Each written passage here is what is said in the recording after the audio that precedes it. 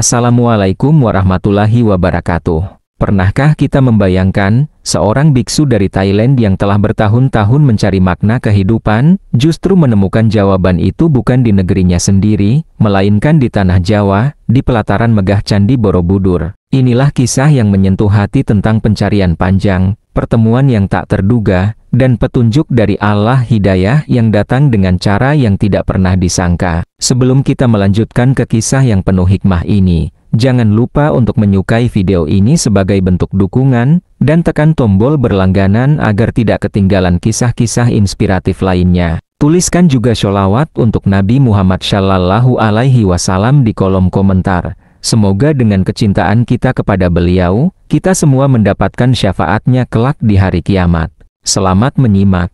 Semoga kisah ini menjadi pengingat bahwa hidayah adalah milik Allah, dan Dia akan memberikannya kepada siapa saja yang benar-benar mencarinya. Pagi masih menyelimuti kaki pegunungan Chiang Mai. Ketika suara lembut lonceng kuil menggema di antara pepohonan yang hijau dan lembab, di dalam wihara tua yang berdiri anggun di lereng bukit, seorang biksu muda duduk bersila di atas matras jerami. Matanya tertutup rapat, tubuhnya diam seperti batu. Tetapi pikirannya bergelombang seperti air danau yang terusik angin. Namanya Bhante Surya, seorang biksu yang telah menjalani kehidupan pertapaan selama lebih dari 10 tahun. Sejak usia remaja, ia memilih meninggalkan kehidupan duniawi untuk mencari kedamaian dan kebijaksanaan. Di jalan Dhamma, hari-harinya dipenuhi dengan meditasi, membaca kitab suci, dan melayani komunitas sekitar. Ia dikenal bijak, tenang, dan penuh welas asih. Namun, dalam hatinya, diam-diam ia merasa ada sesuatu yang belum lengkap.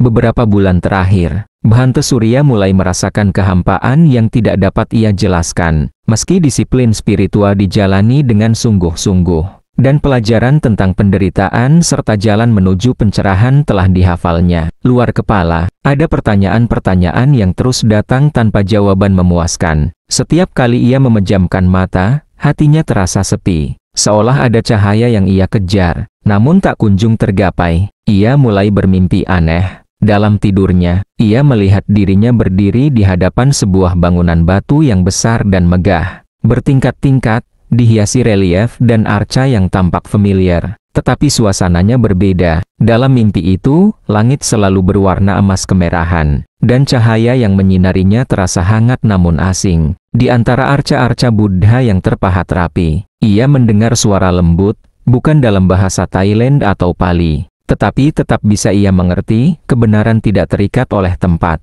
Cahaya datang dari arah yang tidak kau duga. Awalnya ia mengabaikan mimpi itu sebagai bunga tidur. Namun ketika mimpi yang sama datang berulang kali 3 malam, berturut-turut ia mulai mencari maknanya. Dengan penasaran, ia mencoba menggambar apa yang ia lihat dalam mimpinya, dan memperlihatkan sketsa itu kepada seorang pengunjung dari Indonesia yang datang berdoa di wihara. Pengunjung itu menatap gambar tersebut dengan takjub dan berkata pelan, "Ini seperti Candi Borobudur di Jawa Tengah, Indonesia." Nama itu menggema dalam benaknya seperti gema lonceng besar, Borobudur. Ia belum pernah mendengarnya sebelumnya, namun entah mengapa hatinya bergetar. Malam itu, Bhante Surya kembali ke ruang tidurnya dan untuk pertama kalinya dalam hidupnya, ia membuka internet di komputer lama perpustakaan wihara. Ia mencari gambar-gambar Candi Borobudur. Dan saat foto-foto itu muncul di layar, ia terdiam. Inilah tempat dalam mimpinya. Bangunan batu megah, arca-arca yang tersusun melingkar naik ke puncak,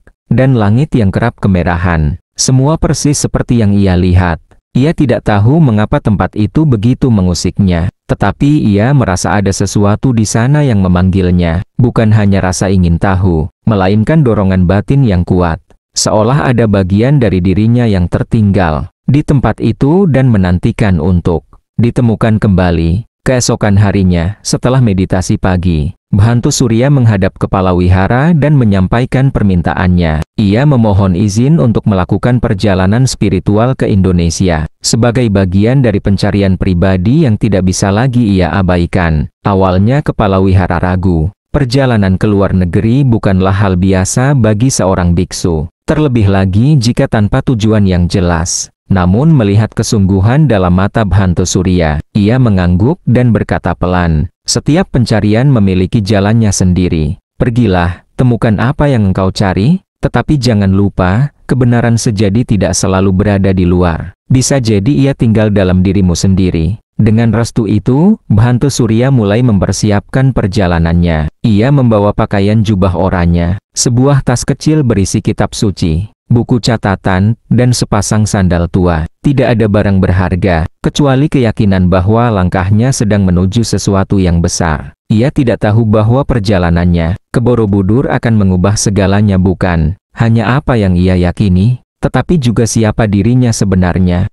Langit pagi di Bandara Internasional Suvarnabhumi tampak bersih, seakan memberi restu pada setiap jiwa yang hendak memulai perjalanan. Di antara kerumunan penumpang yang berlalu lalang dengan koper-koper besar, tampak satu sosok mencolok dengan jubah oranye yang sederhana dan tas kain kecil yang diselempangkan di bahunya. Itulah Bhante Surya, dengan langkah tenang namun hati yang dipenuhi harap dan tanya. Ia tidak membawa banyak. Sebagai biksu, ia telah terbiasa hidup dalam kesederhanaan. Tiket penerbangan menuju Yogyakarta telah ia beli seminggu sebelumnya. Ia memilih kota itu karena dari hasil penelusurannya, Borobudur terletak tidak jauh dari sana. Sebelum berangkat, ia kembali menghadap kepala wihara untuk meminta doa, lalu mengucap pamit kepada sesama biksu yang menatap kepergiannya dengan campuran rasa heran dan khawatir. Perjalanan udara ditempuh selama hampir 5 jam, dengan transit singkat di Jakarta. Sepanjang penerbangan, Bhante Surya lebih banyak diam, menatap keluar jendela pesawat yang menembus awan, seolah mencari pertanda dari langit. Ia berusaha bermeditasi, tetapi pikirannya terlalu penuh dengan bayangan akan tempat yang akan ia datangi. Entah mengapa, semakin dekat ia dengan tujuan, semakin kuat pula debar yang ia rasakan di dadanya. Sesampainya di Bandara Adi Sucipto, suasana Yogyakarta menyambutnya dengan udara hangat dan aroma khas kota budaya yang lembut.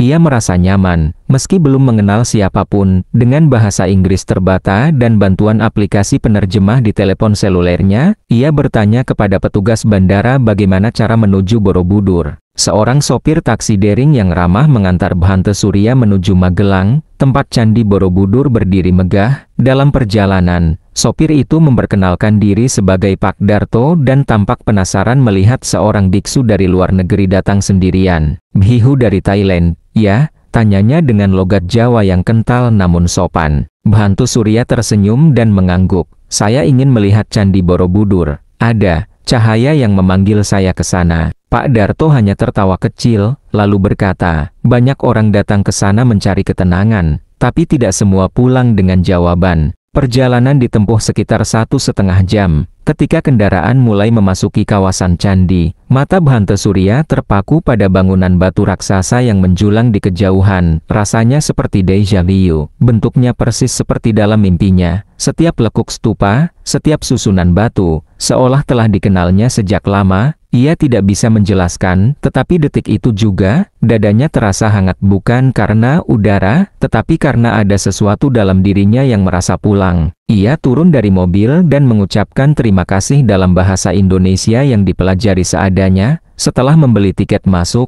ia berjalan perlahan melewati pintu gerbang.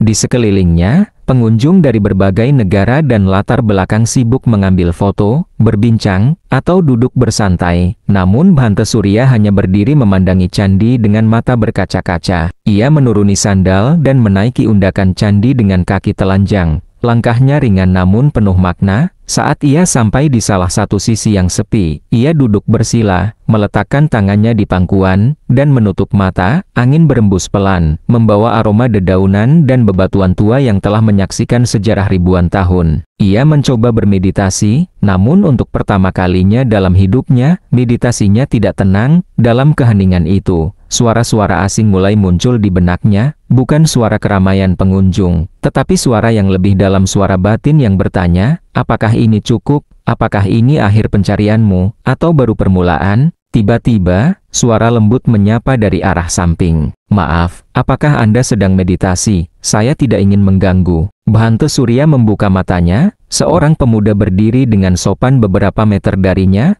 Wajahnya ramah, berpakaian sederhana, membawa tas kecil dan sajadah yang tergulung rapi. Tatapannya tenang, penuh rasa ingin tahu namun tidak menghakimi. "Saya hanya duduk dan diam," jawab Surya pelan dalam bahasa Inggris. Pemuda itu tersenyum, "Nama saya Fikri, saya dari Yogyakarta, sedang berkunjung ke sini untuk mengisi waktu sebelum salat."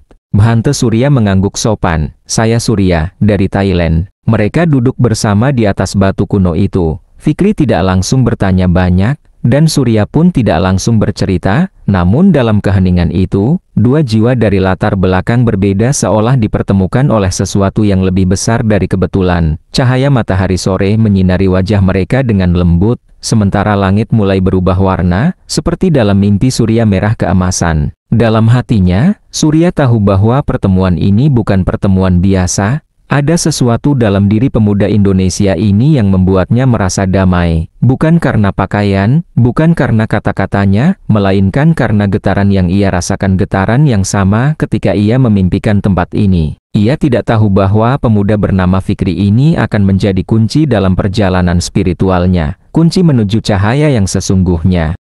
Langit senja menggantung di atas Candi Borobudur, mewarnai langit Magelang dengan semburat jingga yang perlahan berubah menjadi ungu. Angin berembus lembut membawa aroma tanah dan bebatuan kuno yang menyimpan kisah dari ribuan tahun lalu. Di antara stupa-stupa sunyi dan pengunjung yang mulai berkurang, dua sosok duduk berdampingan. Seorang biksu dari Thailand dan seorang pemuda muslim asal Yogyakarta. Mereka tidak segera berbicara, hanya duduk dalam diam, membiarkan suasana menyatukan mereka sebelum kata-kata mengambil peran. "Candi ini selalu membuat saya merasa kecil," kata Fikri, memecah kesunyian. Suaranya pelan, nyaris seperti berbisik. Bukan hanya karena ukurannya, tapi karena dia seperti saksi bisu dari semua hal yang terjadi di tanah ini, agama, perang, damai, doa, dan diam. Bhante Surya menoleh perlahan. "Saya juga merasakan hal yang sama. Saat saya duduk di sini, saya merasa waktu berhenti. Tapi juga, saya merasa seperti ada sesuatu yang bergerak dalam diri saya." Fikri menatap wajah biksu itu, mencoba memahami maksudnya. "Sesuatu yang belum saya temukan," lanjut Surya. "Saya sudah bertapa selama lebih dari 10 tahun. Saya belajar tentang penderitaan, tentang pengendalian diri, tentang bagaimana melepaskan segala bentuk keterikatan. Tapi akhir-akhir ini saya merasa kosong, seperti saya tahu banyak hal, tetapi tidak tahu kemana harus melangkah." Fikri mengangguk pelan, ia tidak ingin menggurui, tetapi ia merasakan kejujuran dalam kata-kata Surya. Ia menunduk sebentar, lalu berkata, "Saya bukan orang yang paling paham tentang agama saya. Tapi saya percaya bahwa setiap pencarian jika dilakukan dengan hati yang jujur akan membawa seseorang pada kebenaran yang sebenarnya." Bhante Surya menatap Fikri dengan mata penasaran. "Apa yang kamu cari dalam agamamu?" Fikri tersenyum, lalu menjawab pelan, "Bukan apa, tapi siapa. Saya mencari Tuhan, dan dalam Islam, Tuhan adalah satu, tidak beranak dan tidak diperanakkan. Kami menyebutnya Allah. Kami percaya bahwa semua nabi, dari Adam sampai Isa yang dalam agama lain dikenal sebagai Yesus dan sampai Nabi Muhammad, semuanya mengajak manusia pada satu hal, mengenal dan menyembah Tuhan yang Maha Esa." Surya mendengarkan dengan seksama, ia tidak terganggu, tidak merasa dihakimi, justru, ada kedamaian dalam cara Fikri menjelaskan. "Saya percaya pada moralitas," kata Surya kemudian, "menghindari kekerasan, mengasihi semua makhluk, dan melepaskan hawa nafsu. Tapi, saya tidak pernah diajarkan bahwa ada satu Tuhan yang mengatur segalanya. Bagi kami, semuanya adalah bagian dari siklus kehidupan samsara dan tujuan akhir adalah pembebasan dari siklus itu." Fikri menoleh dengan penuh rasa hormat.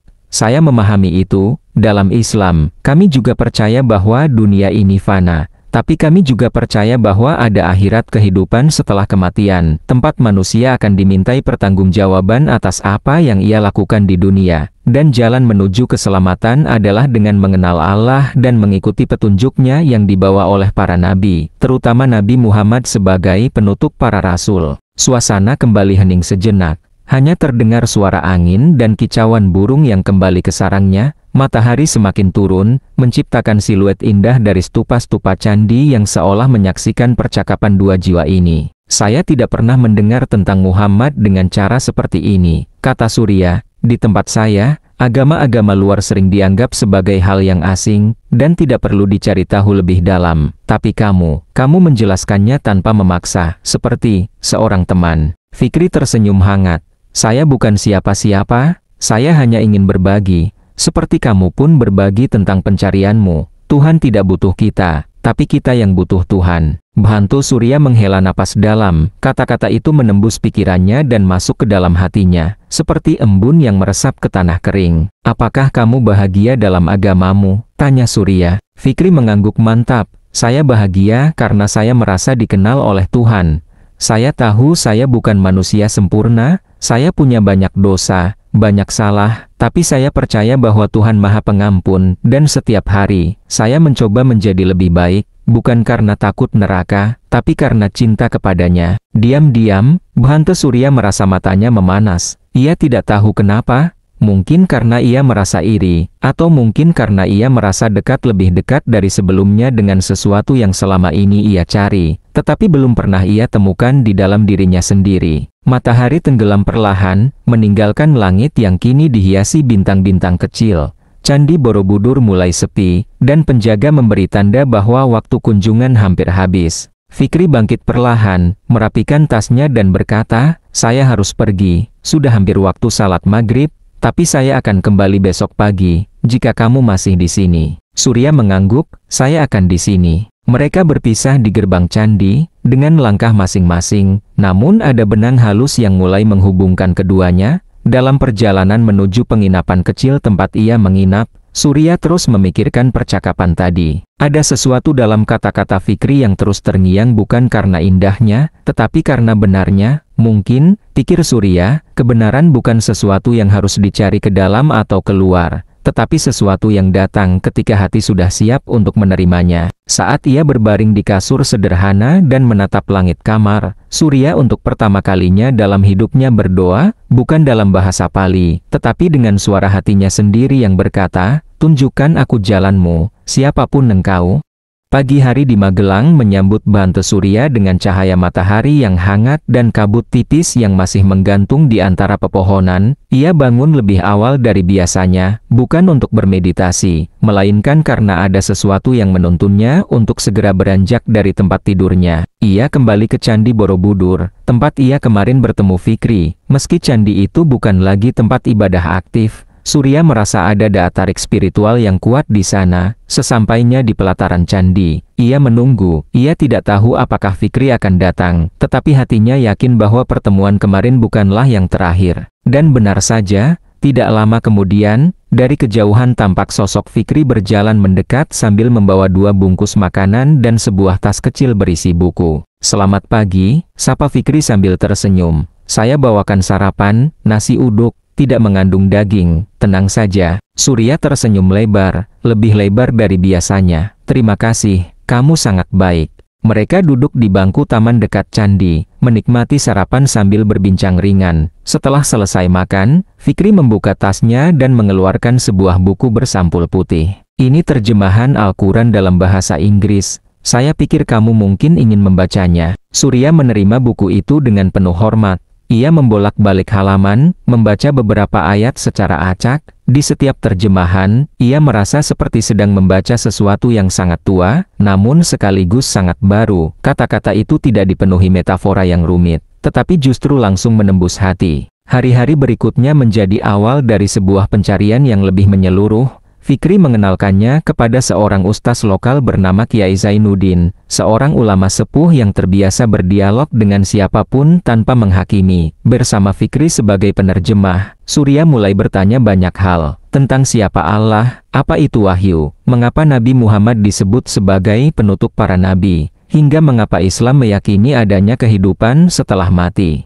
Kiai Zainuddin menjawab semuanya dengan sabar dan rendah hati. Ia tidak membandingkan atau merendahkan keyakinan Surya sebelumnya, ia hanya menyampaikan bahwa Islam datang bukan untuk menghancurkan cahaya yang sudah ada, tetapi untuk menyempurnakan petunjuk bagi manusia yang mencari kebenaran. Islam tidak menolak kebaikan dari ajaran lain, ujar Kiai itu suatu sore. Kami percaya bahwa Nabi Isa, Nabi Musa, semuanya adalah utusan Tuhan. Tapi manusia sering mengubah ajaran itu, maka Islam datang sebagai penegasan terakhir, bahwa Tuhan hanya satu, dan dialah yang mengutus semua nabi. Bhante Surya menyimak dengan penuh perhatian, namun semakin dalam ia belajar, semakin besar pula pergolakan dalam dirinya. Ia mulai mempertanyakan semua hal yang selama ini ia pegang erat, bukan karena merasa bahwa ajaran lamanya salah, melainkan karena ia menemukan kebenaran yang lebih menyeluruh dan menjawab pertanyaan-pertanyaannya yang paling mendalam. Namun di tengah proses itu, konflik eksternal pun mulai muncul. Suatu malam, saat ia membuka surat elektronik, ia menerima pesan dari kepala wihara di Chiang Mai. Pesan itu singkat namun terasa berat. Bhante Surya, kami mendengar engkau masih berada di Indonesia. Apakah perjalananmu belum selesai? Beberapa biksu resah karena tidak ada kabar darimu. Kami khawatir engkau sedang tersesat dalam pencarian yang terlalu jauh.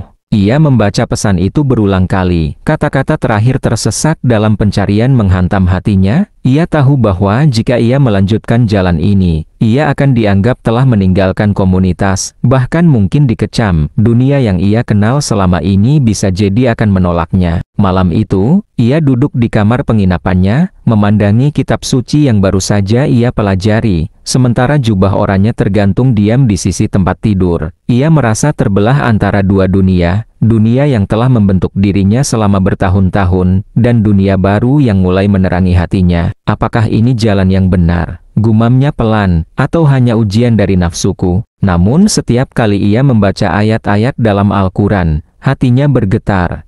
Terutama ketika ia membaca ayat tentang penciptaan manusia, tentang kasih sayang Tuhan, dan tentang keikhlasan Nabi Muhammad dalam menyampaikan risalah meski dicaci dan diusir oleh kaumnya. Hingga suatu malam, ketika kota kecil itu telah sunyi dan hanya suara serangga yang terdengar di kejauhan, Surya menengadah ke langit. Ia menatap bintang-bintang, sama seperti saat ia masih kecil bertanya-tanya tentang makna kehidupan. Namun kali ini, pertanyaannya lebih jelas, doanya lebih jujur. Jika engkau benar ada, dan engkau satu, tunjukkan aku jalanmu. Aku siap, aku lelah mencari, tapi aku tidak ingin berhenti sebelum menemukanmu. Di saat yang sama, air matanya jatuh tanpa ia sadari. Bukan air mata sedih, tetapi air mata kelegaan. Untuk pertama kalinya dalam hidupnya, ia merasa tidak sedang berbicara pada kekosongan, ia merasa sedang didengar. Subuh datang perlahan di Magelang, menyapu langit gelap dengan semburat kebiruan yang lembut. Kabut tipis masih menggantung di antara pepohonan, dan suara ayam jantan dari kejauhan menjadi pertanda bahwa hari baru telah dimulai. Namun bagi Bhante Surya, hari itu bukan sekadar permulaan baru dalam kalender harian, ia merasakan bahwa ini adalah permulaan dari hidup yang sama sekali berbeda. Malam sebelumnya, ia tidak bisa tidur. Doa yang ia ucapkan di bawah langit malam terus terngiang di kepalanya. Hatinya terasa ringan, tapi sekaligus tegang. Ia tahu, tak ada lagi alasan untuk ragu. Jalan yang selama ini ia cari bukan lagi sekadar wacana atau renungan, melainkan sebuah kepastian yang mulai menampakkan dirinya dengan jelas. Usai subuh, Surya bangkit dari tempat tidurnya. Ia mengambil air wudhu seperti yang pernah diajarkan Fikri beberapa hari sebelumnya. Gerakannya masih kaku, belum sempurna, tetapi ia merasa ada kedamaian dalam air yang menyentuh wajah, tangan, dan kakinya. Ia tidak membaca doa apapun, ia hanya diam, meresapi ketenangan yang turun perlahan ke dalam jiwanya. Pagi itu, ia mengirim pesan singkat kepada Fikri. Saya ingin mengucapkan syahadat. Jika engkau bersedia, temani saya hari ini. Pesan itu dikirim dengan tangan gemetar, namun beberapa menit kemudian, balasan dari Fikri datang cepat. Allahu Akbar. Tentu, Bhante, saya akan datang menjemput. 2 jam kemudian, mereka telah duduk di beranda rumah Kiai Zainuddin. Rumah itu sederhana, terbuat dari kayu dan bata, dengan halaman luas yang ditumbuhi pohon mangga dan beberapa tanaman obat. Di dalam rumah, terdengar suara lantunan Al-Quran dari radio kecil yang terletak di sudut ruangan. Suasana hening dan sakral. Kiai Zainuddin menyambut Bhante Surya dengan pelukan hangat. Meski tubuhnya sudah renta, matanya masih memancarkan wibawa dan kasih sayang yang dalam. Apakah engkau yakin dengan keputusanmu, Nak? Tanya sang kiai lembut. Tidak ada paksaan dalam agama ini, tapi jika hatimu sudah mantap, kami akan menjadi saksi bahwa engkau telah memilih jalan Allah. Bhante Surya mengangguk mantap. Saya telah mencari sepanjang hidup saya, Saya tidak tahu apakah saya pantas, tetapi saya tahu, ini adalah kebenaran, dan saya ingin menjadi bagian dari cahaya itu. Dengan suara yang tenang namun bergetar, Kiai Zainuddin memandu Surya mengucapkan 2 kalimat syahadat. Asyhadu alla ilaha illallah, wa asyhadu anna Muhammadan Rasulullah. Aku bersaksi bahwa tidak ada Tuhan selain Allah, dan aku bersaksi bahwa Muhammad adalah utusan Allah. Air mata mengalir di pipi Bhante Surya, ia tidak menangis karena sedih, tapi karena untuk pertama kalinya dalam hidupnya, ia merasa penuh, tidak lagi kosong, tidak lagi gelisah, ia merasa seperti seseorang yang telah lama tersesat di hutan gelap, dan akhirnya melihat cahaya yang membimbingnya keluar menuju jalan yang terang. Fikri berdiri di sampingnya, menundukkan kepala dengan rasa haru yang mendalam. Ia tidak menyangka bahwa percakapan ringan di pelataran candi akan membawa seseorang pada keputusan sebesar ini. Ia tahu, ini bukan karena dirinya, ini adalah karena Allah yang telah memilih waktu dan cara yang terbaik untuk memberi hidayah kepada siapa yang ia kehendaki. Setelah mengucapkan syahadat, Bhante Surya diminta memilih nama Islam. Ia terdiam sejenak, lalu berkata pelan, "Saya ingin tetap memakai nama saya, karena itu bagian dari perjalanan saya. Tapi tambahkan 1 kata di depannya, Nur." Nur Surya, ulang Kiai Zainuddin, cahaya matahari, nama yang indah. Hari itu, kabar tentang seorang biksu Thailand yang memeluk Islam menyebar cepat di lingkungan sekitar. Beberapa warga datang untuk mengucapkan selamat, sebagian dengan rasa heran, sebagian lagi dengan rasa hormat yang tulus. Tidak ada sorak-sorai, tidak ada keramaian, hanya pelukan hangat dan doa dari hati yang dalam. Namun tidak semua reaksi datang dalam bentuk dukungan. Dalam beberapa hari berikutnya, Surya menerima pesan-pesan dari Thailand dari teman-teman lamanya di wihara, dari kepala wihara, bahkan dari keluarganya. Sebagian menanyakan keadaannya dengan cemas, sebagian lagi merasa kecewa dan tidak bisa memahami keputusan yang ia ambil. Ia membaca semua pesan itu dengan tenang. Ia tidak membalas dengan argumen atau pembelaan. Ia hanya menjawab dengan 1 kalimat. Saya tidak meninggalkan kebaikan, saya hanya mengikuti cahaya yang telah lama saya cari. Ia tahu bahwa jalan ini tidak akan mudah, ia mungkin akan kehilangan teman, bahkan dianggap pengkhianat oleh sebagian orang. Tapi ia juga tahu, bahwa hidup bukan tentang menyenangkan semua orang, melainkan tentang menyelaraskan diri dengan kebenaran yang diyakini. Dan hari itu, di bawah langit biru Magelang yang tenang, Nur Surya memulai babak baru dalam hidupnya. Ia bukan lagi biksu yang mencari-cari makna kehidupan. Ia kini seorang muslim, yang tidak hanya mencari Tuhan, tetapi juga telah mengenalnya, menyebutnya, dan berserah kepadanya. Waktu berlalu pelan namun pasti. Musim di Magelang berganti, dari kemarau yang kering menuju penghujan yang lembut. Langit sering ditutupi awan kelabu, namun bagi Nur Surya, cahaya dalam dirinya justru semakin terang. Setelah mengucapkan syahadat, hari-hari Nur Surya diisi dengan pembelajaran baru. Ia belajar syalat, membaca Al-Quran, memahami tata cara ibadah, serta perlahan-lahan membiasakan diri menjalani kehidupan sebagai seorang muslim. Fikri dan Kiai Zainuddin menjadi pendamping setia dalam proses itu, bukan sebagai guru yang keras, tetapi sebagai saudara yang sabar dan penuh pengertian. Setiap langkah kecil adalah tantangan, menghafal doa, memahami makna gerakan dalam syalat, menjaga wudhu, dan bangun di sepertiga malam semua terasa asing, namun tidak memberatkan. Justru, ada ketenangan yang tidak pernah ia temukan dalam meditasi selama bertahun-tahun. Dalam Islam, ia menemukan bahwa kedekatan dengan Tuhan tidak dibangun dengan menjauhkan diri dari dunia, tetapi dengan hadir sepenuhnya di tengah dunia dengan hati yang berserah. Ia belajar bahwa ibadah bukan sekadar rutinitas, tetapi percakapan antara hamba dan pencipta. Beberapa bulan kemudian, Nur Surya memutuskan untuk kembali ke Thailand. Bukan untuk kembali ke wihara, tetapi untuk berpamitan dengan baik kepada keluarganya dan memberikan penjelasan secara langsung. Fikri mengantarnya hingga ke bandara, dan mereka berpelukan lama sebelum berpisah. "Jangan lupakan kami di sini," kata Fikri sambil menahan haru, "doakan kami seperti kami mendoakanmu." Nur Surya mengangguk, matanya berkaca-kaca.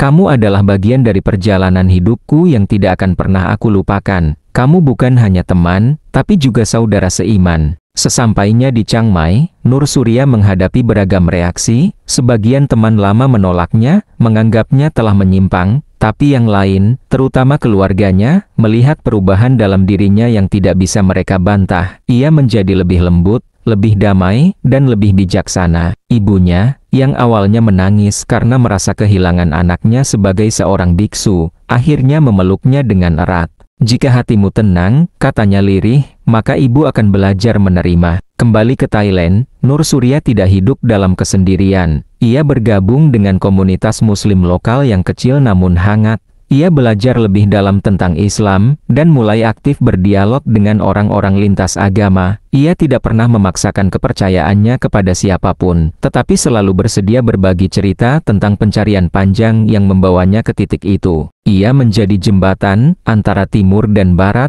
antara Buddha dan Islam, antara pencarian dan penemuan. Dan setiap kali ia mengingat Borobudur, ia tahu bahwa tempat itu bukan sekadar bangunan batu kuno, tetapi titik temu antara masa lalu dan masa depannya. Di sanalah ia bertemu Fikri. Di sanalah, untuk pertama kalinya ia merasa bahwa Tuhan sedang memanggilnya bukan dengan suara keras, tetapi dengan bisikan lembut di dalam hati. Tahun berganti, kini, Nur Surya dikenal sebagai seorang pendakwah lintas budaya. Ia menulis buku tentang perjalanannya, menjadi pembicara di seminar spiritual, dan bahkan beberapa kali kembali ke Indonesia untuk berkunjung ke tempat yang sangat bersejarah dalam hidupnya. Setiap kali ia berdiri di pelataran Candi Borobudur, ia akan terdiam sejenak, menghadap ke langit, dan mengucapkan doa, "Ya Allah, Engkau yang menciptakan aku dari kegelapan, dan Engkau pula yang membimbingku kepada cahaya.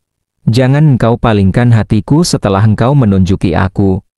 Jadikan aku hamba-Mu yang bersyukur, yang berjalan bukan demi dunia, tetapi demi akhirat yang abadi." Dan di matanya, selalu ada cahaya-cahaya yang sama seperti dulu ia cari dalam diam panjang bertahun-tahun, kini bersinar terang dalam keimanan yang kokoh dan tenang. Kisah ini bukan tentang peralihan keyakinan semata, tetapi tentang pencarian yang tulus dan terbuka, tentang bagaimana Tuhan membimbing siapa saja yang bersungguh-sungguh mencarinya, tanpa memandang bangsa, latar belakang, atau masa lalu. Seperti Nur Surya, mungkin banyak jiwa lain yang tengah berjalan dalam sunyi, mencari makna sejati dari hidup ini, dan bagi mereka, kisah ini adalah pengingat bahwa kebenaran itu ada, dan ia akan datang saat hati telah siap untuk menerimanya.